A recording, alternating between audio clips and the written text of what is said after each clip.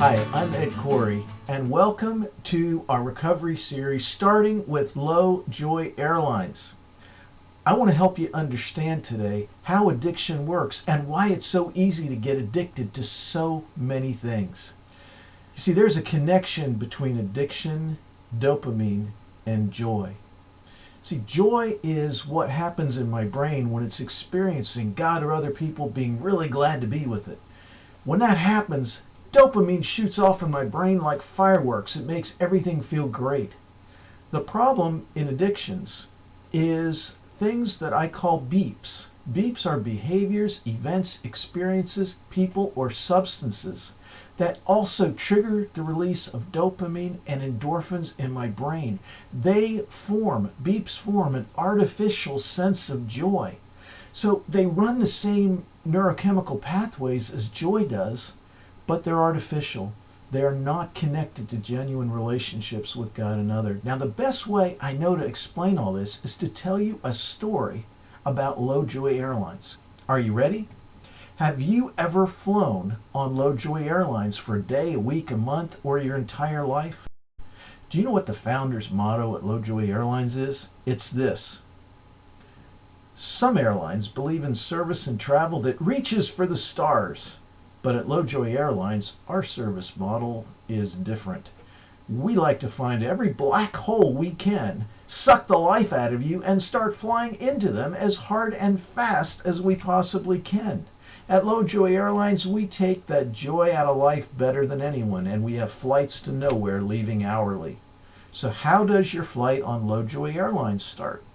Well, the fun begins as soon as you get to the airport, because even though it's your airline, LJA is having a lot of problems getting off the ground today. You see, everybody else's flight has been canceled. Yours hasn't because you own the airlines. But that just means there are now hundreds of people waiting to join you to rebook as you check in at the helpful LJA ticket counter. And by the time you've gotten through that stampede, you are off to be stripped of your dignity at the official LJA security screening. Yes, LJA has its own screening where there is absolutely no joking. And you are stripped of everything that ever did make your life enjoyable, amusing, or fun, or funny.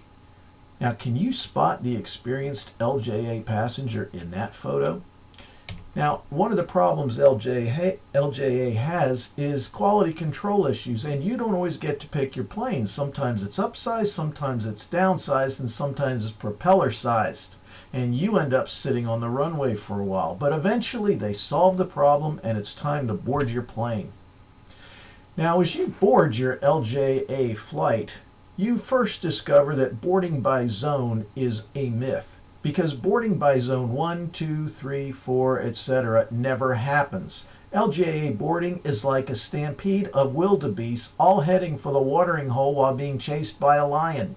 And because you spent so long in security, you're at the end of the line, so guess where your carry-on bags go? That's exactly right, there's no bin space left, so they will go under your seat. And of course, when you board the plane, you discover that you're seated in economy in the very last row of the plane. So what is it like being there? Well, first, you are stuck in the middle between two very large people. You're in the middle seat, and there's so little room.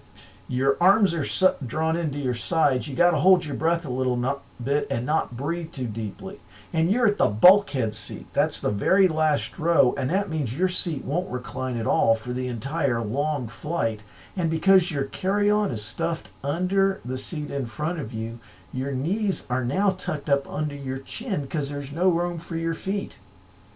And best of all, you are seated right next to the restroom. That's right, the restroom seat on a very long, very full flight.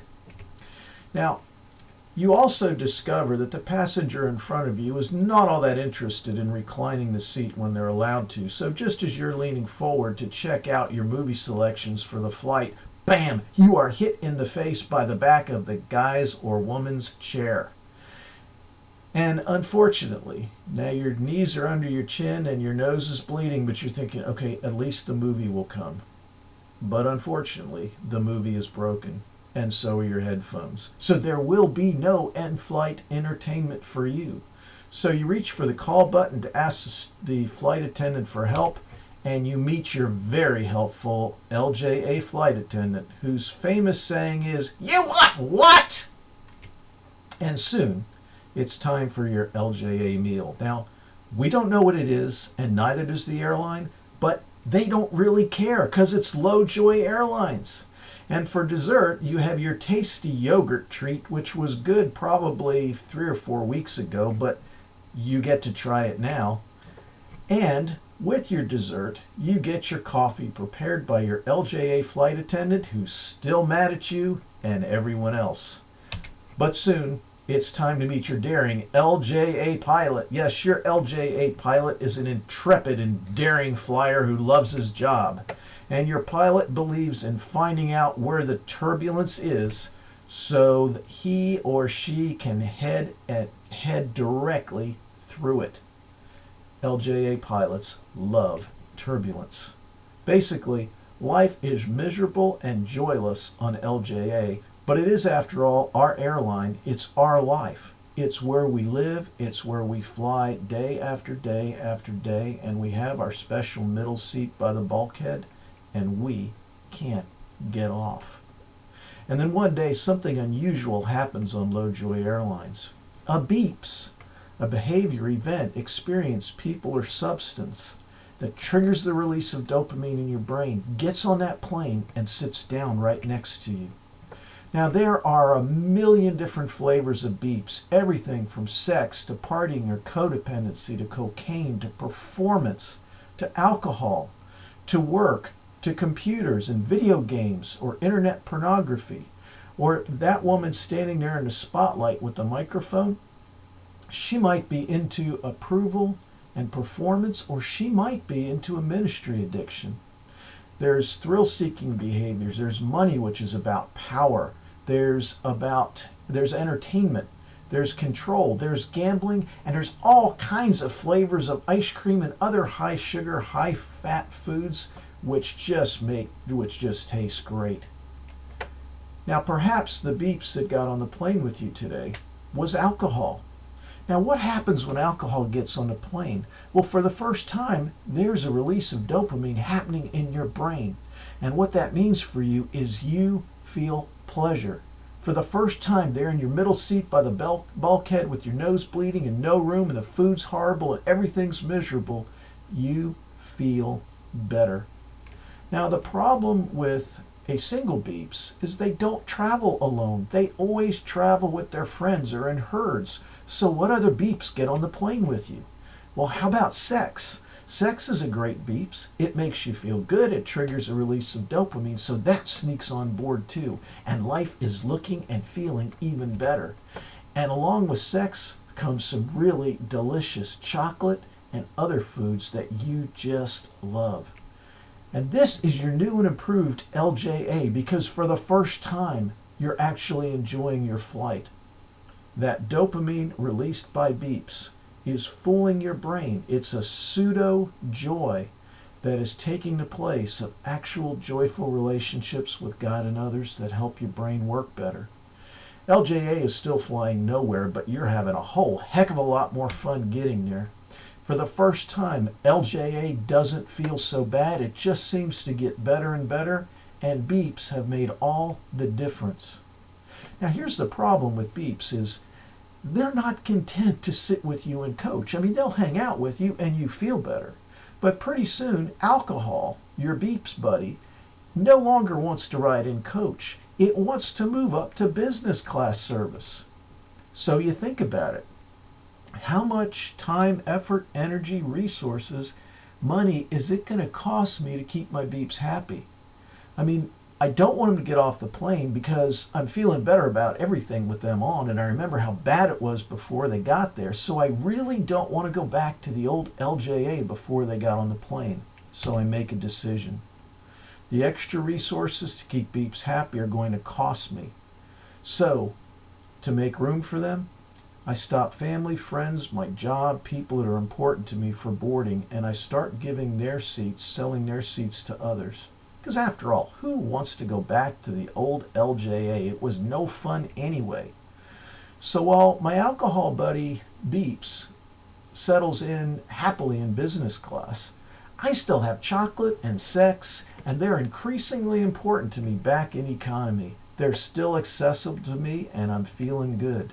But things don't last for long because sex and chocolate are consuming more of my health, my resources, my time, my effort, my energy. Sexually transmitted diseases, more time, more effort, more money, more resources gone to sex.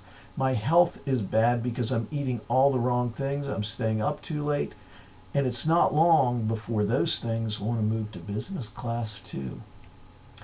And sooner or later, Beeps set their sights on first class service, style, and comfort.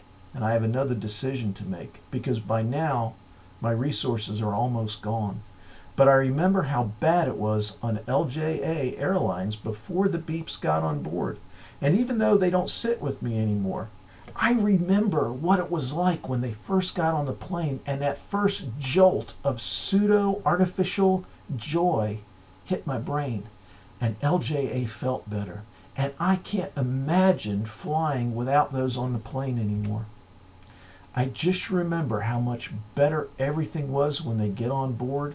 Life and my flight doesn't seem possible without them. So I do what I have to do, and Beeps move into first class.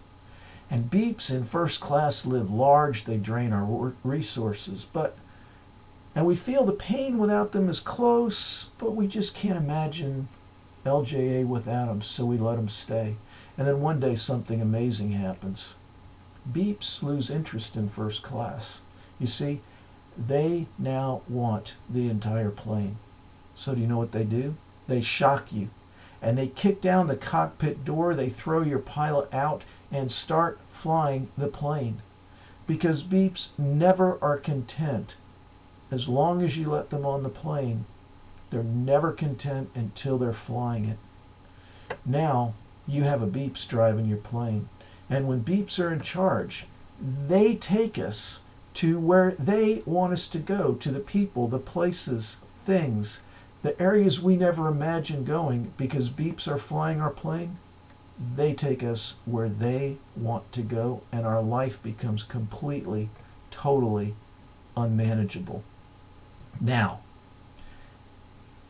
if you understand how Beeps create a form of pseudo-joy for us, it's not too hard to understand why it's so easy to get strongly attached to things that kill us. I mean, LJA is silly, but there's nothing funny about addictions. And that is exactly how it works, because it hijacks the areas of our brain at the deepest subconscious levels and twists them into responding to the dopamine generated by Beeps instead of genuine joyful relationships with God and other. Now, here's the good news. We can learn to grow joy in recovery and displace Beeps. Genuine joyful relationships with God and other displacing Beeps and growing those kind of relationships are what the Thriving Recover Your Life program is all about.